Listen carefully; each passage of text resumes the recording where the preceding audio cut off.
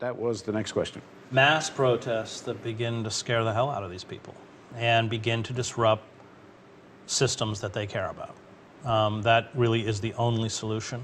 I think they're very fragile. I think internally they know how corrupt they are, which is why they passed the NDAA, because they want to be able to pull the military on the streets, because I think ultimately they don't trust the police to protect them. And those are the sentiments of a dying elite. So I think when we begin to organize against all the formal structures of power, I think that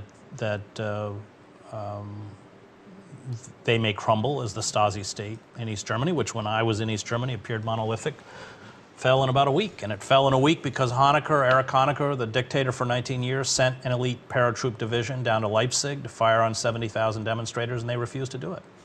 And after that, in the same way that the Tsar sent the Cossacks in to crush the Petrograd bread riots, and they fraternized with the crowd. Both Honecker and the Tsar only lasted another week in power. Once the foot soldiers of the elite will not protect the elite, they're done.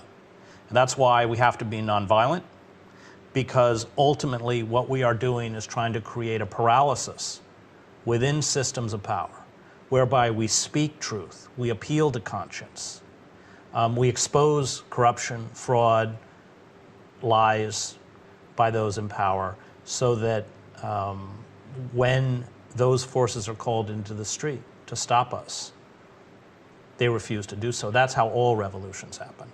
And that's really, in the end, what I'm calling for. I'm calling for the overthrow of this system. Let me say that again for Homeland Security. I mean, that's what I'm doing. And I'm calling for it through nonviolent means, through mass protests, because as a father of 4 children, I know that if we don't stop these forces, they will kill us. They will destroy the ecosystem on which the human species and my children will depend for their life. And that is really the stakes that lie before us, and why there is an imperative for all of us to take risks. And I don't like going to jail, as I have. Going to jail is more time than I care to donate to my government, but it really is the only option left.